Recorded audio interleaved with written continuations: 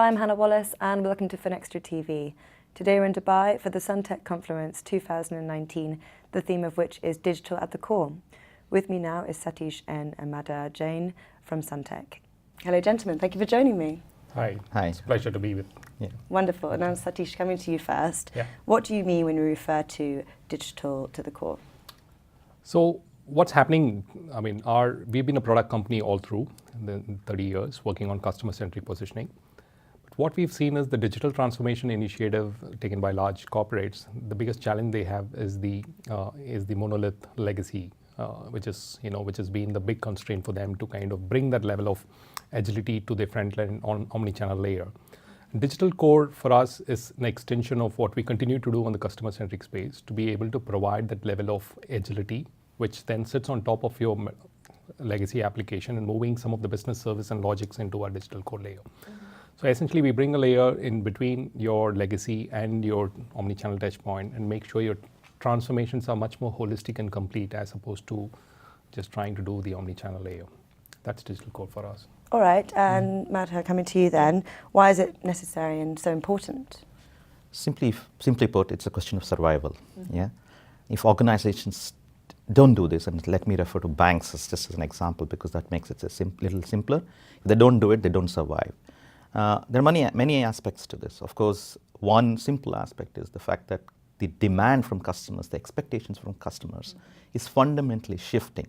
Because of the digitalization of the industry as a whole, their experiences of what they deal with in daily life, starting from social media to the other industries, you take examples like Apple or Amazon or any of the similar organizations, the experience which they are used to is something they expect financial organizations also to deliver, financial institutions to deliver.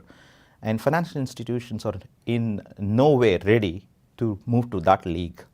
And for them to be customer-centric, like Sats was just speaking of, saying that for them to be customer-centric, it is critical that they completely change the way they are delivering the services to the customer, right? Coming from a customer's viewpoint and fulfilling their needs rather than selling products as they have been doing today. And that fundamental shift requires them to change the way they are doing things today, if I will look at it from an architecture or other perspective. And that's where digital core assists them by bringing them an agile middle layer, which will allow them the necessary capability to be able to deal with change as people's expectations change, deal with the real-time expectation of what customers are expecting, and deal with the hyper-personalization which customers demand. And they cannot just do it at what they have today, and that's why it's critical. It's about, in the end, I repeat what I said at the start, it's about survival. So there are still some hurdles to overcome. Yes. And Satish, coming back to you, how does it enable banks to be more agile and increasingly competitive and regulated environment? So as I touched upon earlier, so banks are investing significant amount of dollars into digital transformation. But most of the strategy, what we have seen is that it's been pretty much on the touch point layer, the customer touch point layer. So for them to get, and this is where the strategy is not complete enough and they are not able to derive outcome that they've actually planned for or invested in. And it's all about trying to get their strategy more complete, look at it end to end and see how they could kind of, because decommissioning for a large bank or ripping off a core is high risk. We have seen recent examples in the market.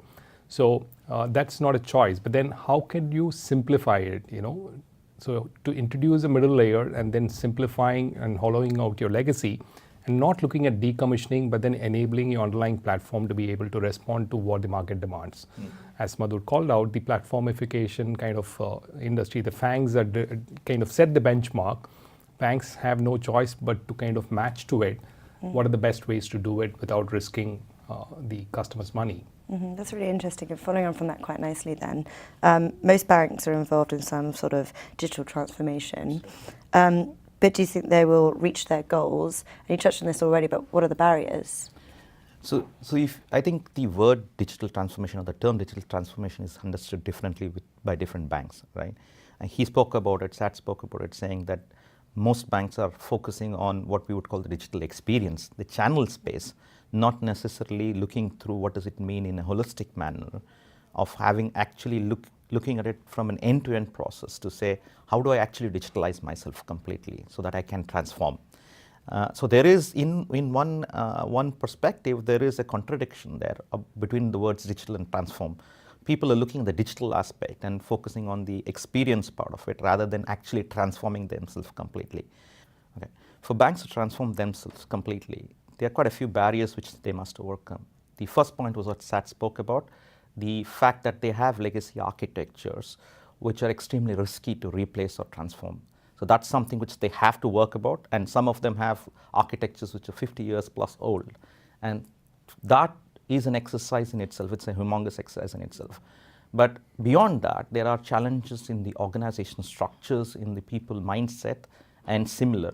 Of course, the financial angle also comes in. So if you look at it from what we were discussing also today, if you look at it, the people angle is extremely critical. Generating the mindset of being digital is not something which is an add-on at the top, but it is fundamental to the DNA of an organization, and that's where people come in.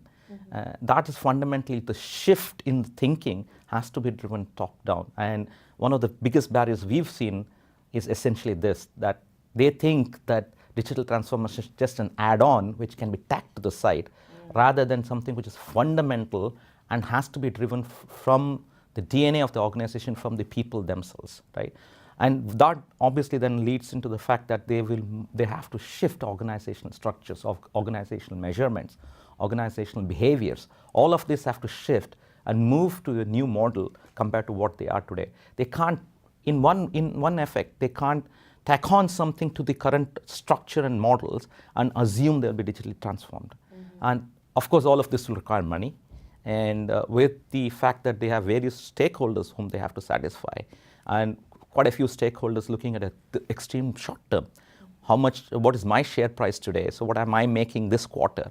And that is contradictory to what this goal is, which is essentially medium to long term, because they have to change the way they are doing things. Well, gentlemen, this has been really interesting. Some things to look forward to ahead there. Thank you for your time. Thank you. Thanks a lot. Thank you very much. And thank you for watching.